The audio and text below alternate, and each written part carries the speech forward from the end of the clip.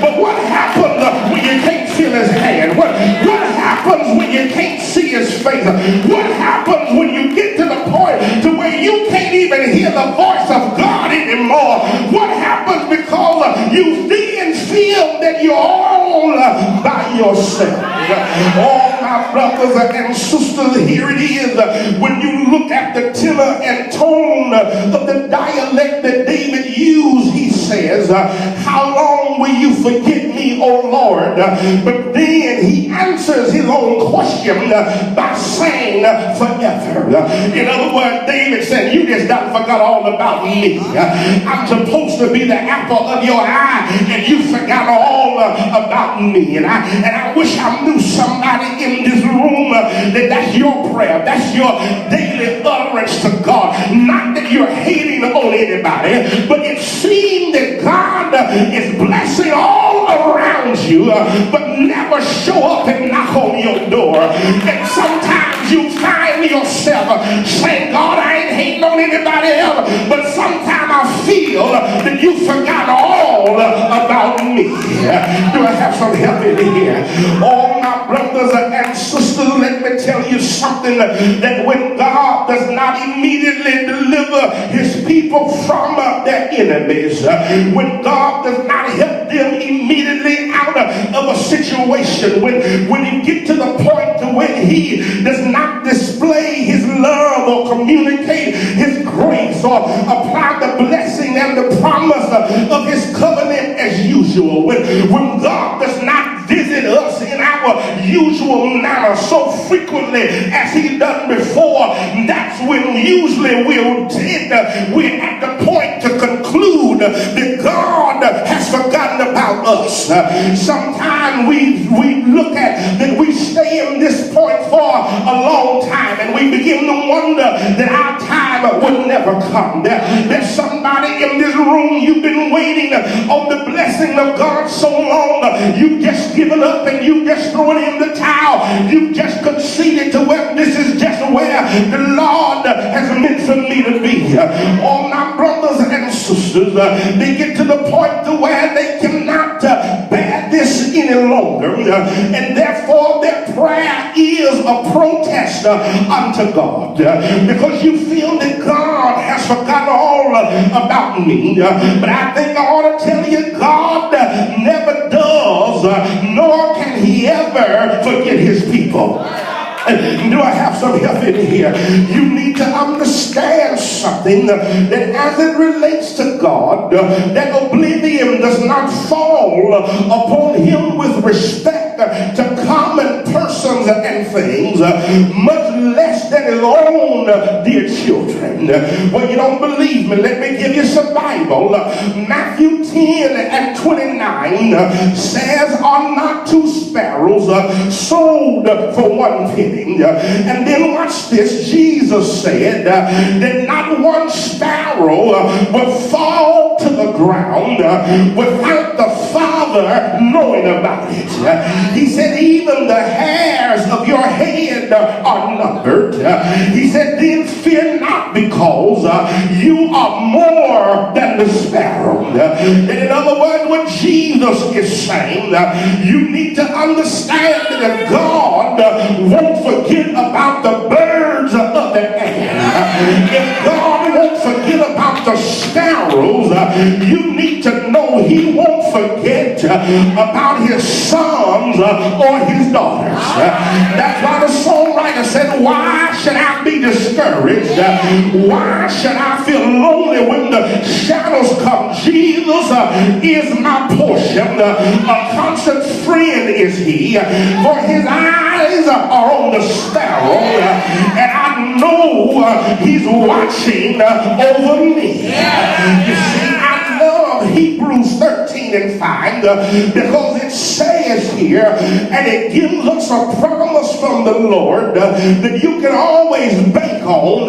He said, I will never leave you nor forsake you. Now what I love about that is that it's so powerful that whether you read it forward or whether you read backwards, it still says says the same thing. You see, forward, if you read it, it says, I never will leave you nor forsake you. But then if you look at it from the other direction, it says, you forsake, never you leave, never will I. Y'all sleeping on me today. All I'm trying to tell you is, God never forgets about you. Come on, give your neighbor a high five. Tell him God ain't forgot about you. He knows where you are. Do I have a witness? Now let me tell you something, that whenever there is a lack of faith, there is always a doubting. And you need to know that when doubt comes, that's when questions arise, such as, where is God? When doubt arises, that's when you begin to ponder, does God really love me? When doubt arises, you wonder, what is the Lord doing in my life? But can I tell you something, that as a child of God, you need to know that we walk not by the way things appear. Paul said, for we walk by faith and not by sight. And can I tell you, that's good news, because sometimes what you see can be very discouraging. But can I tell you that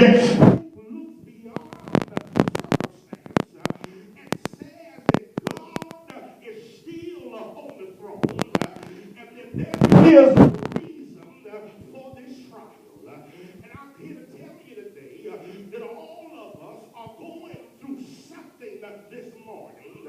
But the reality is, you're not just going through it for the sake of going through it. But God has a reason and while you're going through it. Do I have some help in here? You see, God wants us to be totally dependent on him. And when we become self-sufficient, when we become our own person and doing it our own way, that's when God has to step on in. You see, not only does David think that God has forgotten him, but he can also say that he no longer feels the presence of God in his life. Now, can I tell you, this is some heavy stuff, because sometimes the burdens of life can suppress you so to where you won't even feel the presence of God anymore. Do I have some witnesses here? Do I have somebody here that know what it is to where you search and you search, but that joy is not there anymore? You see that God has abandoned ship. But can I tell you, that's why you got to understand that relationship with God is predicated on faith and not on feelings. Oh, I wish I had somebody. You see, because sometimes you don't feel God there. Sometimes you don't feel that God is working in your life. But the good news is, it's not based on how I feel, but it's based on the fact that ever since I was born into this world, God has been navigating the circumstances of my life. Do I have a witness?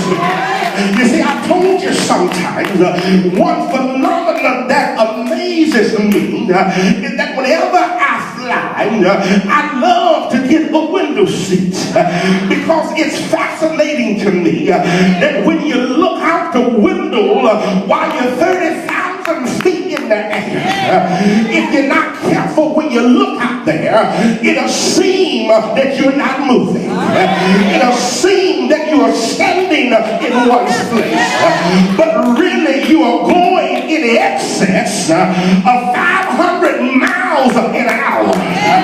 And what I'm trying to say to somebody is, you might look out of the window of your life and it might look like God is not moving, but be encouraged, my brother. Hold on, my sister. It might not look like it, but God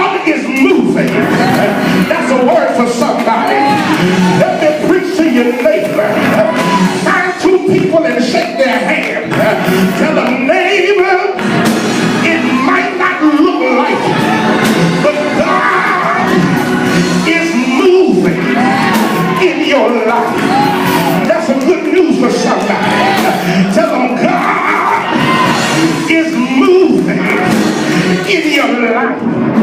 It may not seem like it, but God is moving in your life. And somebody here, that's the best news that you've heard all week. You want to give yourself a high five and say, I'm glad that the Lord is moving in my life. There is purpose in my life. God is taking me somewhere. God is using my life because he's moving. Yes, he is. Come on, sit down just a minute.